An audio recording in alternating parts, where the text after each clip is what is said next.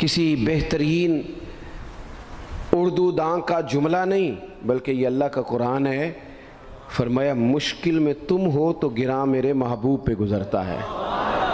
حضور تو جلدی کرتے ہیں تمہاری بھلائی چاہنے میں، کیوں؟ رشتہ بڑا گہرا ہے۔ النبی اولیٰ بالمؤمنین من انفسہم، فرمایا یہ وہ محبوب ہیں جو تمہاری جانوں سے بھی تمہارے زیادہ قریب ہیں۔ رسول کائنات صلی اللہ تعالیٰ علیہ وآلہ وسلم امت کے حق میں نرم دل رکھتے، نرم۔ لوگ سمجھتے ہیں شاید کسی کا بھلا یہ ہوتا ہے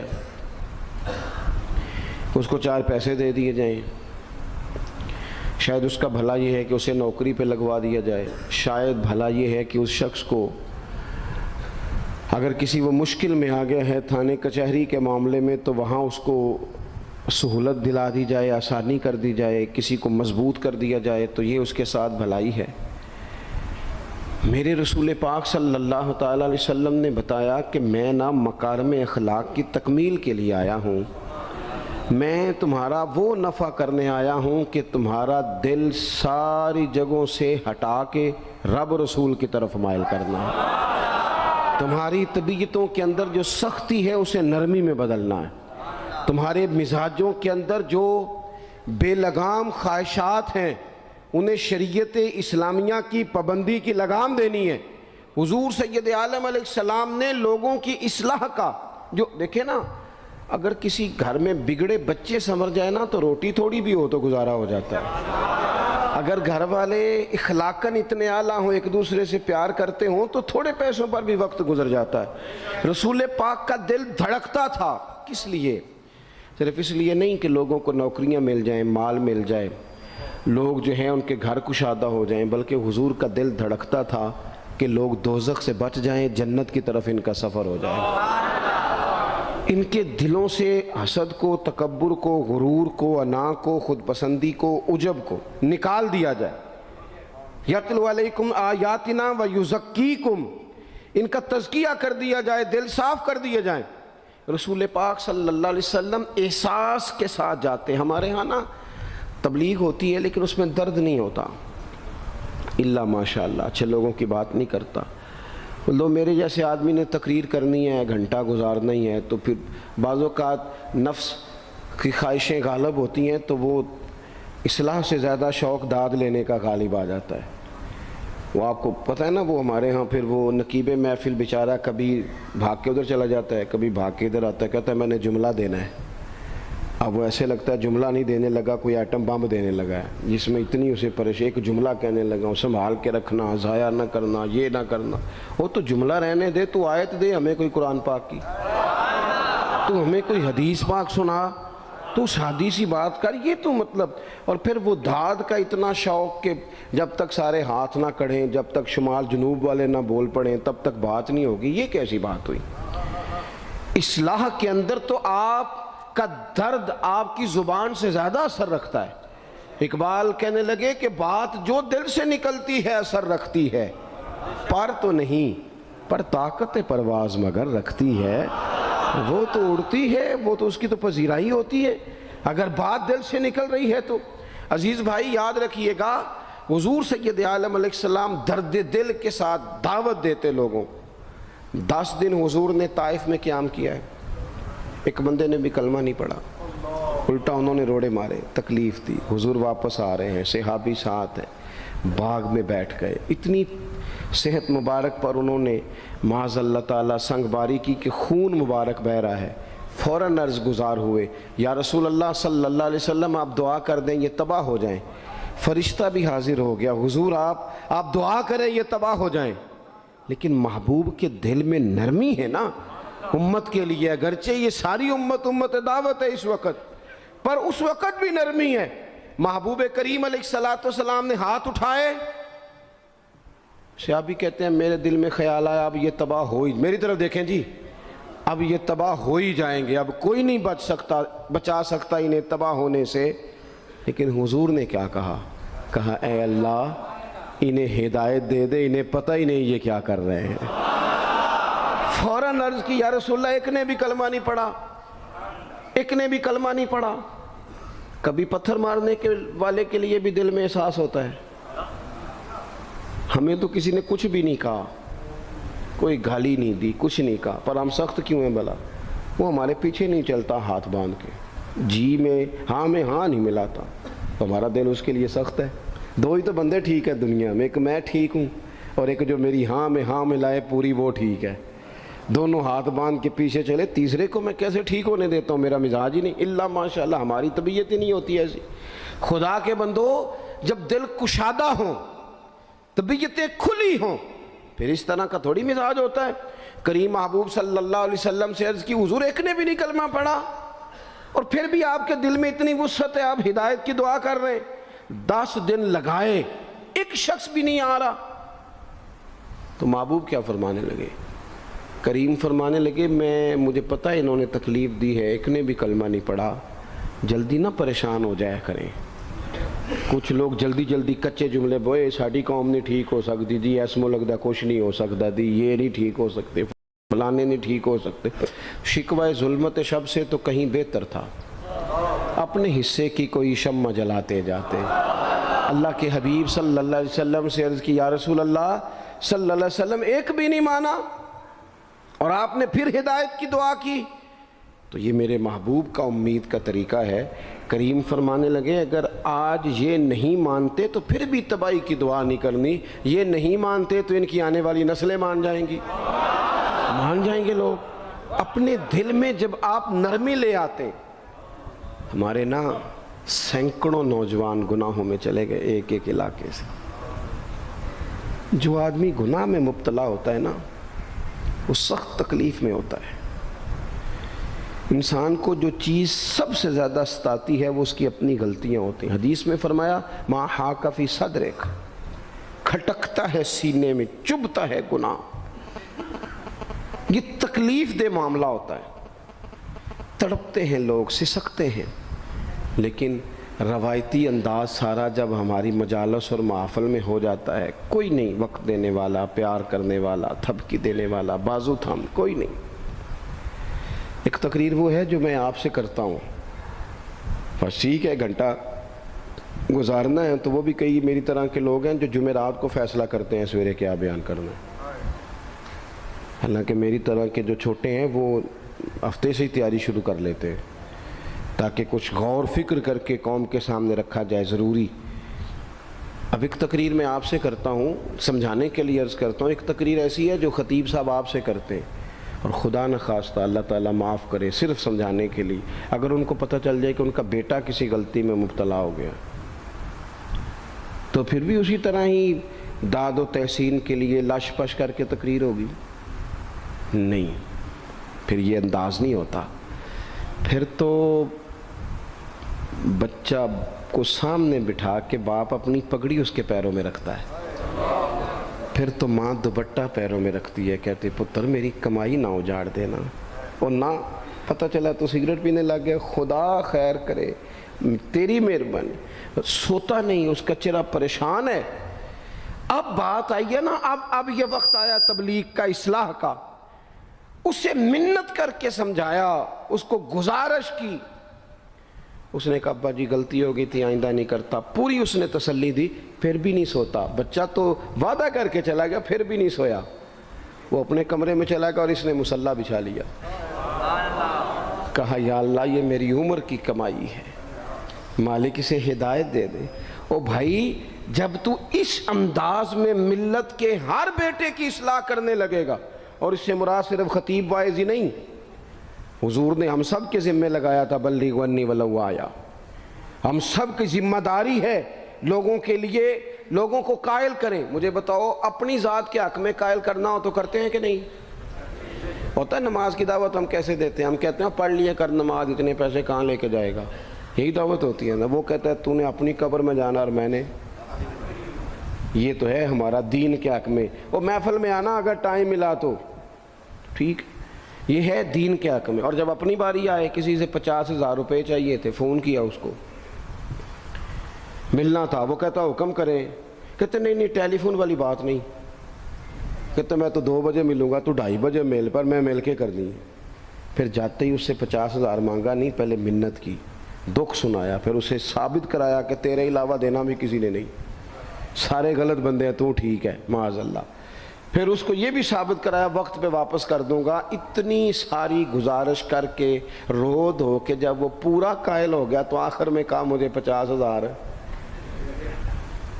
صحیح کہہ رہا ہوں؟ ہاں نہ تو کرو نا، چلو ہلکا سا ایسے ایسے تو کرو نا، ہوتا ہے کہ نہیں ایسے؟ او بھائی اپنے حق میں قائل کرنا تھا تو تجھے سارا طریقہ آتا تھا، اور رب رسول کے حق میں قائل کرنے کا تجھے طریقہ ہی نہیں آتا، تجھے پتہ ہی کوئی نہیں کہ کیسے قائل کرنا ہے۔ اپنے لیے تو نے قائل مائل کرنا تھا، سارا پتہ تھا، سب خبر تھی کیسے منانا ہے، اور کسی کو مسجد کے لیے منانا تھا تو کہتا ہے جی میری کو مانتے ہی نہیں، میری کون سنتا ہے۔ آپ جب تک اس درد سے، زازان نام کا ایک گویہ تھا بغداد میں، گاتا تھا، آواز بڑی سریلی تھی، بڑے لوگ اس کے گرد جمع ہو جاتے۔ حضرت عبداللہ ابن مسعود رضی اللہ تعالیٰ عنہ، حضرت عبداللہ ابن مسعود یہ وہ خوبصورت ہستی ہیں کہ محبوب نے فرمایا ان سے قرآن سیکھا کرو، یہ اسی طرح پڑھتے ہیں جس طرح میرے اوپر نازل ہوا تھا۔ حضرت عبداللہ ابن مسعود رضی اللہ تعالیٰ عنہ صحابہ میں مفتی، صحابہ میں قاری، بڑے آدمی۔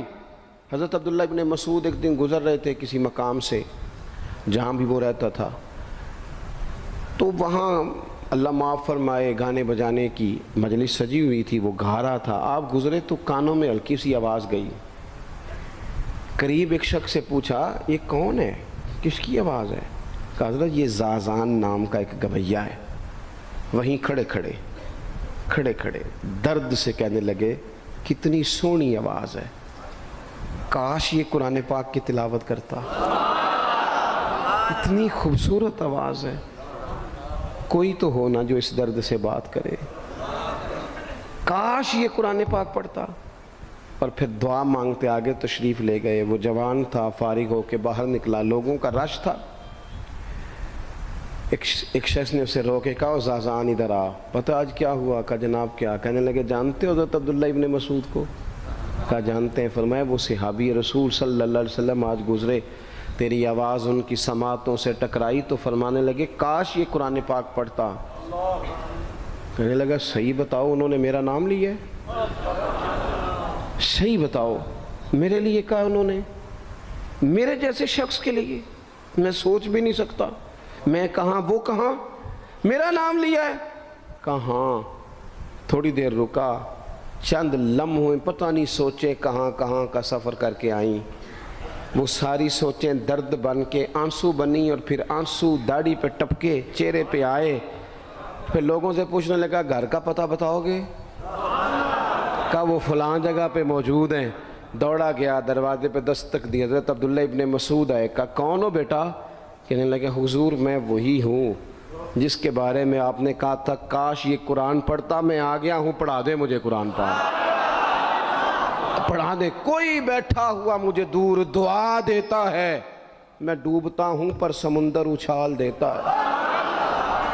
کسی سے تو آپ پیغام حق کہیں، کسی کو تو دعوت خیر دیں، یہ سب سے بڑا بھلا ہے۔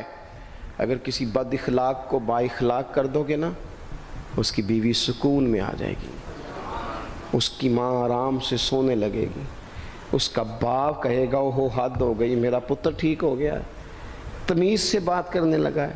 بچے پریشان ہوتے ہیں، بچے، میں بیٹھا تھا کھانا کھا رہا تھا گھر میں، تو میرے گھر والے کہنے لگے مدرسے کا کوئی بچہ باہر ہے، بڑا سخت رو رہا ہے۔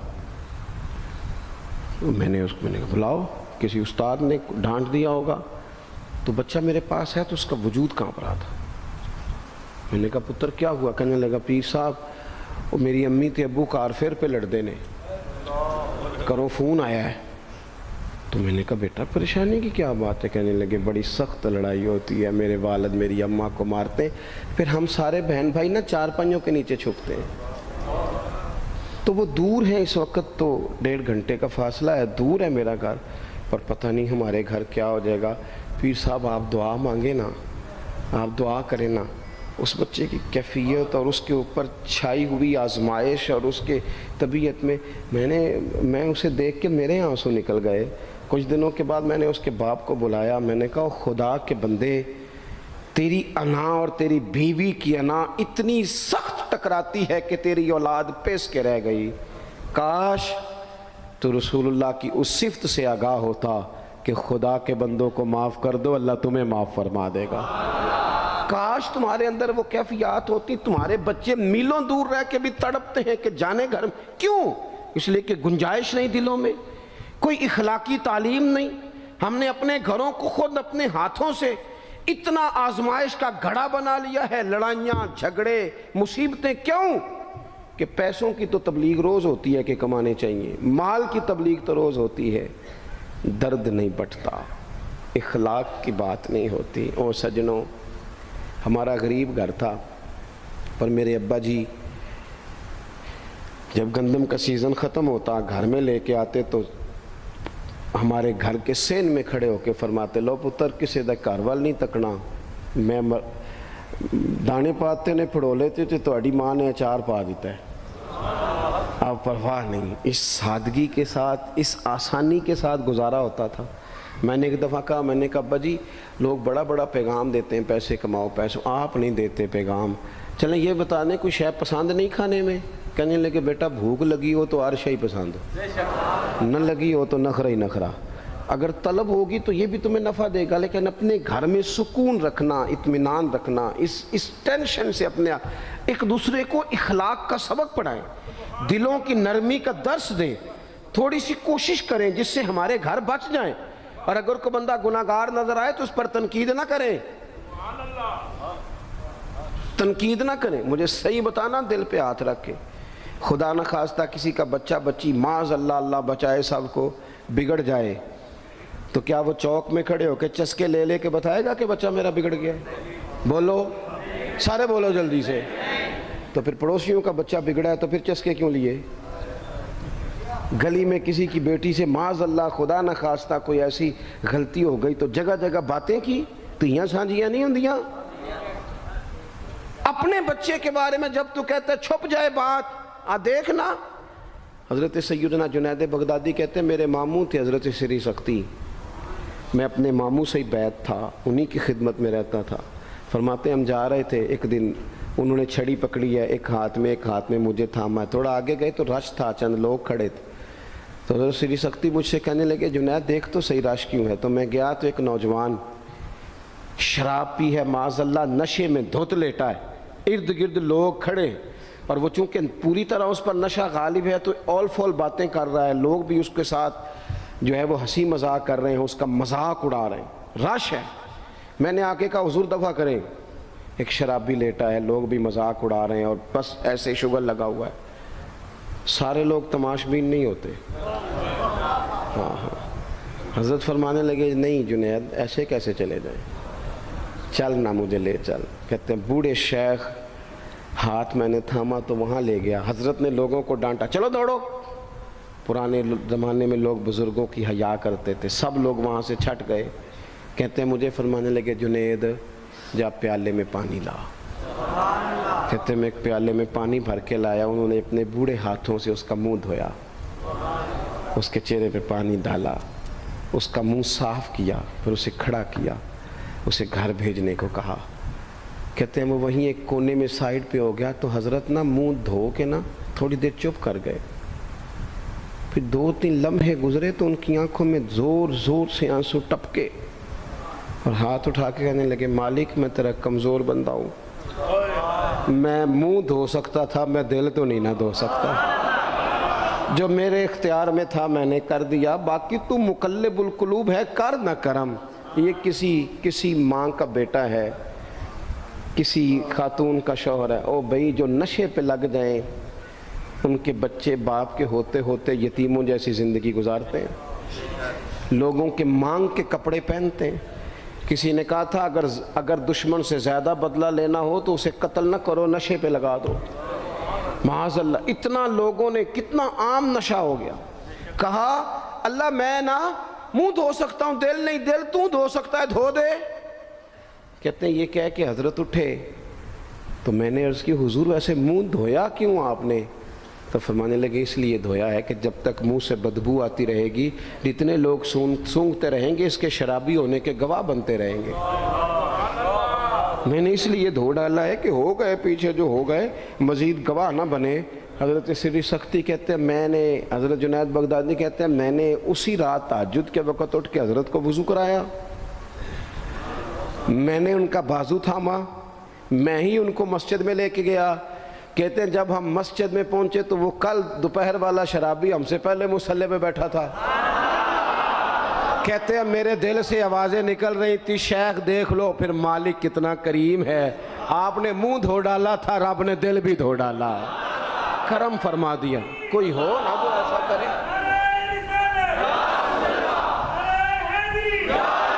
آؤ نا سنگیوں ملیں، ایک دوسرے کا منہ تو دھونا شروع کرے نا، آؤ نا ایک دوسرے کو یہاں تک تو ہم یہاں تک وضو کا پانی تو فراہم کریں نا، کچھ تو خیر تقسیم کرے۔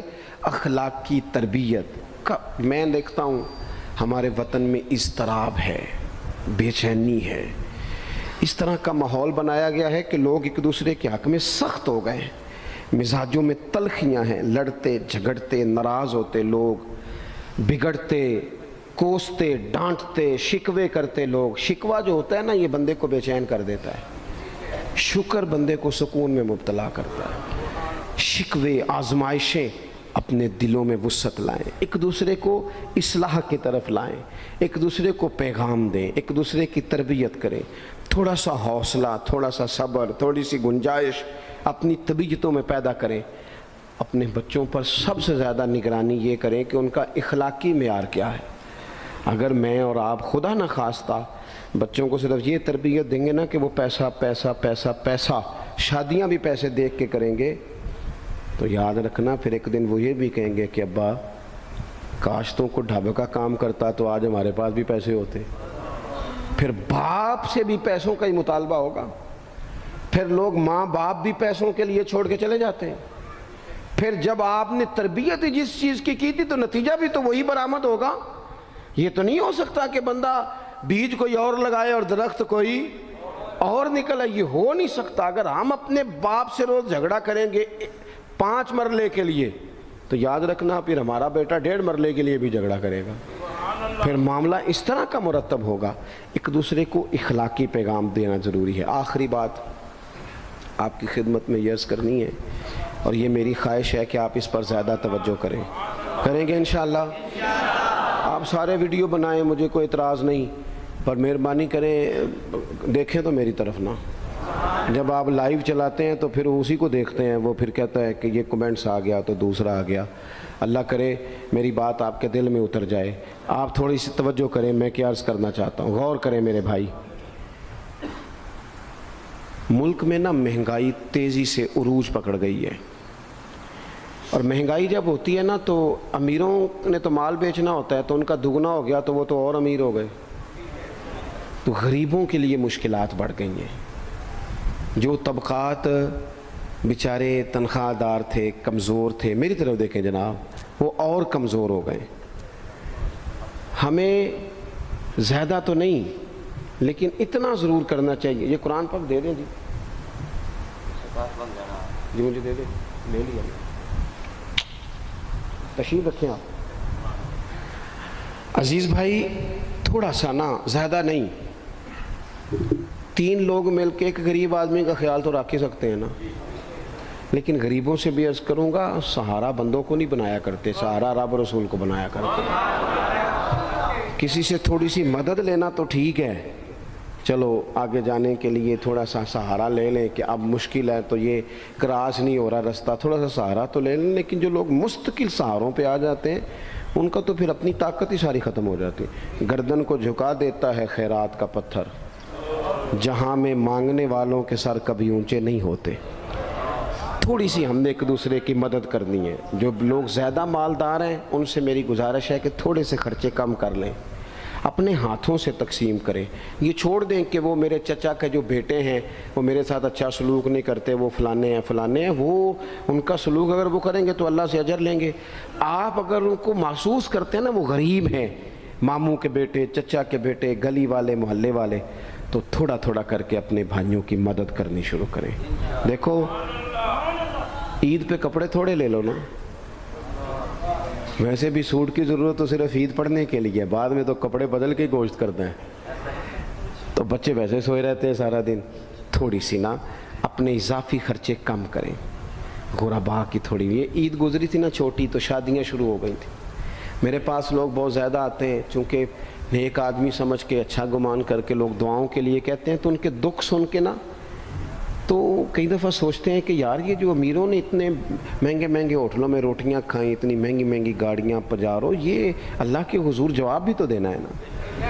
ہم نے ایک دوسرے کا خیال چھوڑ گئے، دو چار باتیں سوچ کے نا، وہ جی اس کے گھر میں 3 لوگ ہیں، کام کیوں نہیں کرتے ہیں؟ خدا کے بندے کرتے ہیں کام، لیکن محنت سے نہیں ملتا، خدا کے فضل سے ملتا ہے. تیرے اوپر فضل ہے، تجھے اب باتیں آتی ہیں، لیکن کئی دفعہ سارے بھی کریں تو رزق جب ہی آتا ہے جب رب چاہتا ہے. ایک تو وہ لوگ ہیں جو ہاتھ پھیلا کے مانگ لیتے ہیں، ایک سفید پوش ہوتے ہیں لا یسألون الناس الحافا، جو لپٹ لپٹ کے سوال نہیں کر سکتے. ان کو دیکھیں، بالخصوص اپنے بہن بھائیوں میں، قریبی رشتہ داروں میں، پڑوسیوں میں تھوڑی تھوڑی لوگوں کی مدد کریں اور اپنے خرچے بتدریج کم کریں. خواہش تو بچوں کی طرح ہوتی ہے، ایک خواہش پوری کریں تو دوسری پیدا ہو جاتی ہے، دوسری پیدا کریں تو 4 خواہشیں اور کھڑی ہیں. یہ نفس تو بچے کی طرح ہے. اپنی خواہشات تھوڑی کم کر کے، یہ حکومتوں سے آپ امید نہ رکھیں. ہمارے ملک میں جتنی سیاسی جماعتیں حکومتیں کر چکی ہیں یا کر رہی ہیں، ان سے کوئی توقع نہیں. یہ بیچارے تو اپنے جھگڑوں سے ہی باہر نہیں آتے، انہیں کیا خبر کہ غریب کہاں بستا ہے. جب تک بندہ وہاں سے ہو کے نہیں نا گزرتا جو اصل جگہ ہے. تمہیں یہ جو تم اے سی والے کمروں میں بیٹھ کے اور جناب نیسلے کی بوتلیں رکھ کے پریس کانفرنس کرتے ہو، تمہیں کیا پتہ ہو، تمہیں کیا خبر ہو کہ بچوں کی فیس دینی ہو تو بوڑھے ماں باپ پہ کیا گزرتی ہے. تمہیں کیا خبر ہو کہ عید آ گئی ہے تو بوڑھے کس طرح مشورے کر رہے ہیں کہ اگر تیدے کر کپڑے نہ کر لیتے ساس گلہ کرے گی. تمہیں کیا خبر ہو کہ کچھ غریب ایسے بھی ہیں جو بیچارے رات کو مشورہ کرتے ہیں کہ صبح ناشتے میں گھی کہاں سے لانا ہے، بچوں کے پراٹھوں کے لیے تو گھی بھی نہیں ہے، گندم امیر شہر کی ہوتی رہی خراب اور بچی کسی فقیر کی فاقے سے مر گئی. خدا را مہربانی کریں، گنجائش پیدا کریں. بندہ کبھی بھی جیب کا سخی نہیں ہوتا. بخاری شریف میں پورا باب ہے کہ بندہ غنی دل کا ہوتا ہے. اپنے دل کا غنا اپنے اندر لائیں. جب آپ کا دل سخی ہو جائے گا ساری چیزیں ٹھیک ہو جائیں گی. اللہ تعالیٰ مجھے اور آپ کو توفیق عمل عطا فرمائے.